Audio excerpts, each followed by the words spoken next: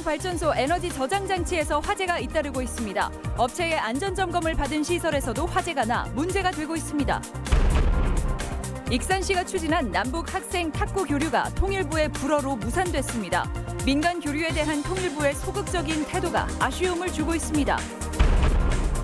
산업금 폐지를 주장하는 택시 노동자들의 고공농성이 500일을 맞았지만 택시기사 월급제 도입 논의는 제자리 걸음입니다. 여러분 안녕하십니까? 전주 MBC 뉴스데스크입니다.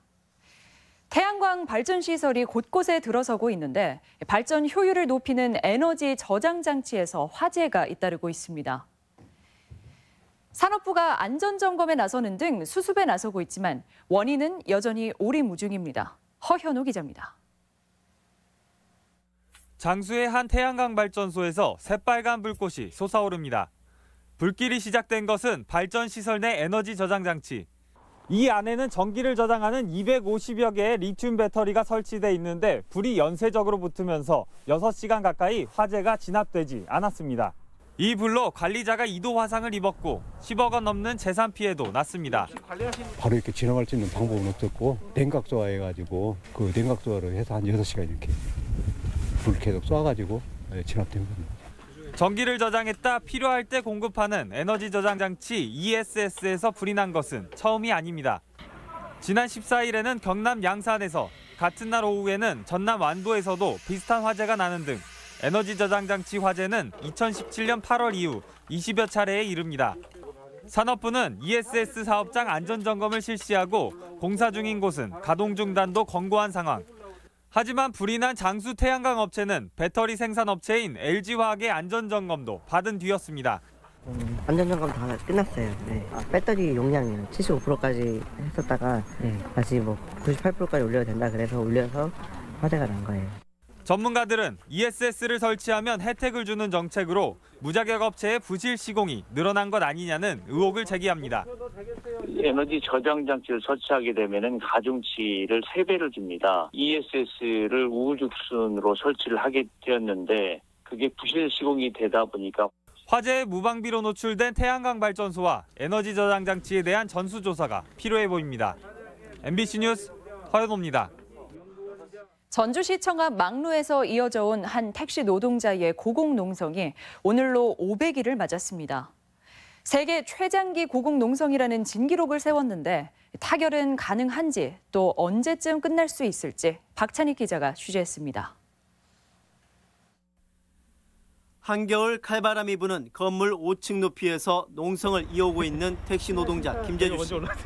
불법인 산악금제 폐지를 주장하며 재작년 가을에 시작된 농성은 2해를 넘겨 어느덧 500일이 됐습니다. 끝이 보이지 않을 것 같던 농성은 최근 민주당 을지로위원회의 방문으로 전환점을 맞았습니다. 좀 일찍 좀 해서 했으면 더 좋았을 판인데 분노가 치밀었지만 지금이라도 좀 더 제대로 된 법안 좀 만들어서.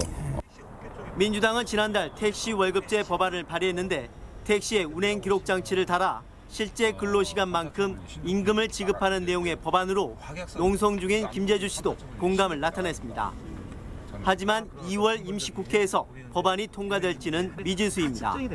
우리 당이 국회 차원에서는 우선적인 처리해야 될 법안의 목록으로 이 산악금제 폐지 부분을 처리하겠다라고 이렇게. 법안 통과와 별개로 김 씨는 전주 지역 택시 업체들이 모두 월급제 이행을 약속하고 이를 거부할 경우 과태료 부과와 감차 등 전주시의 강력한 처분을 요구하고 있습니다. 하지만 이 역시 녹록치 않은 상황입니다. 현재 전주 지역에는 21개 택시 업체가 있는데 7개 업체가 월급제를 거부하고 있습니다. 근로자들한테 이익이 됐다고 한다면 과연 지금 법 시행한 지 30년이 됐는 한판에 지금까지 시행을 못하고 있었겠냐고요. 택시 업체에 대한 행정 처분도 법적 소송으로 당장은 쉽지 않아 보입니다. 행정 처분을 1, 2차 했고 1차 처분에 대해서 법원의 판결 중에 있기 때문에 법원 판결 이후 종합적으로 검토하겠습니다. 두 가지 조건 가운데 하나라도 충족해야 땅을 받겠다는 김재주 씨. 택시의 열악한 근로 여건을 세상에 알린 김 씨의 고공농성은 당분간 이어질 전망입니다. MBC 뉴스 박찬익입니다. 전주시 내 한 택시 회사 간부가 회사 노조위원장을 폭행해 물의를 빚고 있습니다. 자신을 부를 때 이사님이라고 존칭을 쓰지 않았다는 게 폭행 이유였습니다. 박연선 기자입니다. 사주 아들인 30대 이사가 노조위원장의 멱살을 잡아 끌고 나오더니 밀쳐 넘어뜨립니다.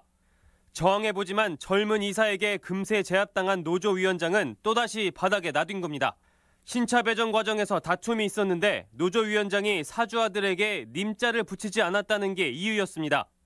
님자를 안 붙였다는 이유로 피가 철철 흐르는 상황에서 병원에 들려가서 3주 진단을 받았습니다. 택시기사들은 해당 이사의 퇴진을 요구하고 있는데 평소에도 사주 아들이라는 지위를 이용해 부당한 대우를 해왔다는 겁니다. 병원도 가지 말아라. 그래서 싸우고 나서 병원에 가서 입원하고 나왔는데 현재까지 한 3일 지났습니다. 근데 아직 배차도 안 해주고 있습니다. 이에 대해 이사는 말싸움 행군에 순간 과격한 행동이 나온 것일 뿐이라고 해명합니다. 또 물론 통일사태가 이렇게 일어난 거에 대해서 정말 유감이라고 생각하지만 흔히 요즘에 여론에서 나오는 갑질이라고 하는 내용은 정말 아니라고 생각합니다. 택시기사들이 소속된 한국노총은 이번 사안이 노동자를 사측의 도구로 보는 구태의 전형이라며 모든 방법을 동원해 강력 대응하기로 했습니다. MBC 뉴스 박연선입니다. 답답한 남북 교류에 물꼬를 터줄 것으로 기대를 모은 익산 2일여고 탁구 교류가 최종 무산됐습니다. 통일부 승인이 나지 않았기 때문인데 대통령 의지와는 배치된다는 지적도 나오고 있습니다. 강동엽 기자입니다. 남북화의 분위기와는 거리가 있던 전북에서도 변화의 분위기가 감지됐습니다. 남북 청소년 선수들이 모여 경기와 훈련으로 우애를 다지는 탁구 친선전 추진에 탄력이 붙은 겁니다. 논의가 급물살을 타면서 기대를 모았지만 계획은 성사 단계에서 무산됐습니다. 익산시와 전북교육청은 남북체육교류협회를 창구로 북한과의 의견을 조율했지만 통일부가 승인하지 않으면서 틀어진 겁니다. 이번에는 좀 어렵다고 다 전달했습니다. 익산시에다. 불가하다. 예. 북한 선수단에 대한 지원이 걸림돌이 된 것으로 알려지고 있는데 공을 들인 익산시와 전북교육청은 난감한 처지입니다. 전국 소년체육대회의 북한 선수단 파견과 민간교류 활성화를 요청한다는 계획에 차질이 생겼기 때문입니다. 또 경기를 위해 구슬땀을 흘리며 훈련에 매진했던 청소년 선수들의 실망감도 컸습니다. 북한 선수들과 같이 땀도 흘리고 열심히 운동하면서 재밌게 놀기도 하고 그러고 싶었는데 못 가서 너무 아쉽고. 대통령이 나서 지자체의 남북교류를 적극 권장한 가운데 나온 이번 통일부의 결정은 다소 뜻밖이라는 지적입니다. 전 국민들이 체감할 수 있도록 하기 위해서는 지자체 간의 교류협력 사업에 대해서 정부가 더욱더 적극적으로 지원할 필요가 있는 것이죠. 남북 화해 분위기에 화답하려는 지자체의 노력이 수포로 돌아가지 않도록 정부의 진정성 있는 자세가 요구됩니다. MBC 뉴스 강동엽입니다. 앞으로 전라북도 산하 공기업 대표나 출연기관장이 되려면 도의회가 개최하는 인사청문 절차를 거쳐야 합니다. 도지사가 일방적으로 임명하던 인사 관행을 바꿀 계기로 주목되지만 근거법 마련 등 과제가 적지 않습니다. 김한광 기자입니다. 확정된 인사청문 대상은 전북개발공사와 전북신용보증재단, 군산의료원, 전라북도 문화관광재단, 전북연구원 등 모두 5곳입니다.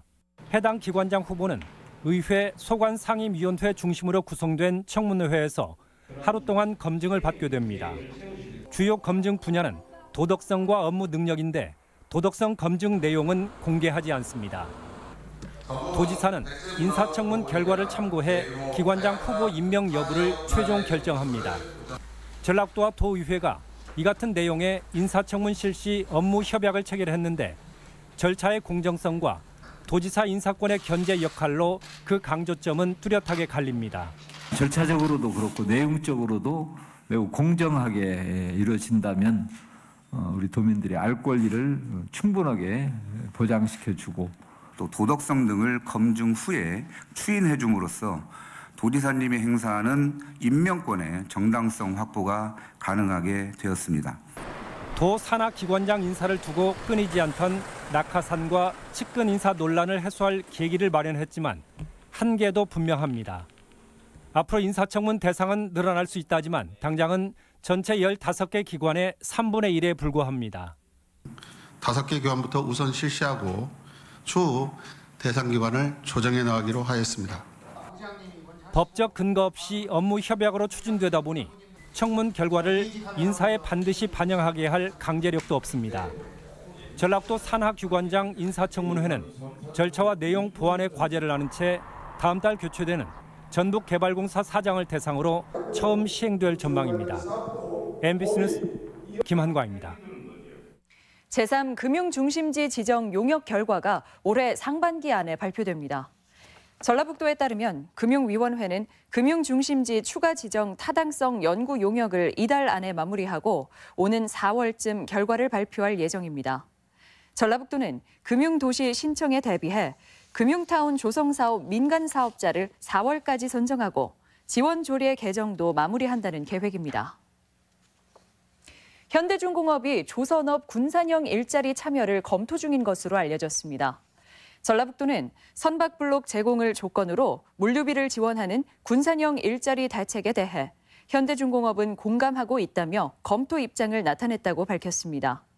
하지만 현대중공업 입장이 언제쯤 정리될지는 장담할 수 없는 상황입니다. 국민연금이 재벌 기업의 사회적 책임에 대해 적극적인 주주권 행사에 나설 전망입니다.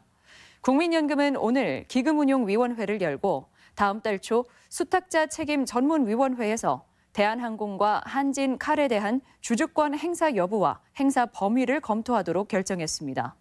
이에 따라 국민연금은 한진그룹의 주주 가치 훼손에 대한 책임을 물을 전망이어서 이른바 스튜어드십 코드로 불리는 수탁자 책임 원칙 이행의 첫 사례가 될 전망입니다.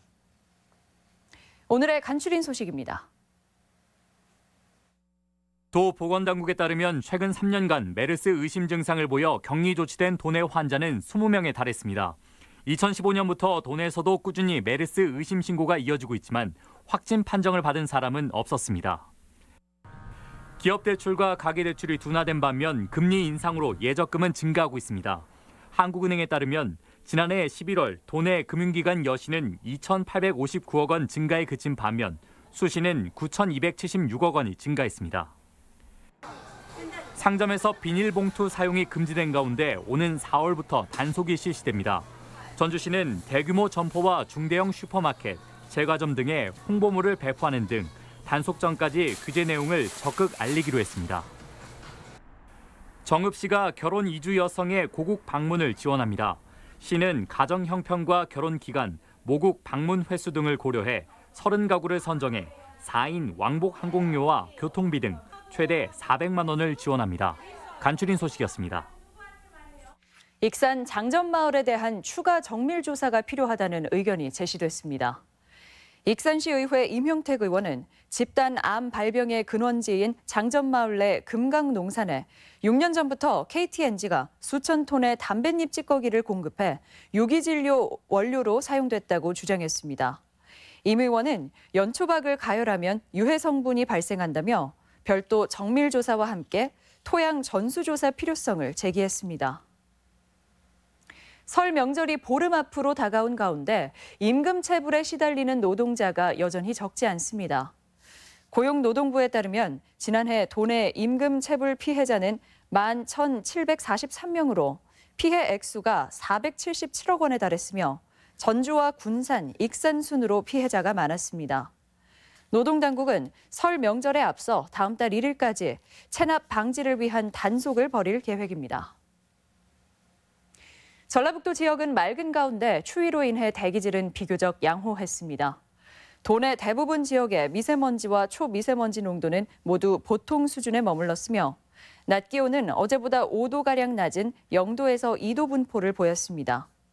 기상청은 내일부터 다시 기온이 올라 초미세먼지 농도가 나쁨 수준까지 치솟을 것으로 전망했습니다. 지금까지 전북권 뉴스였습니다.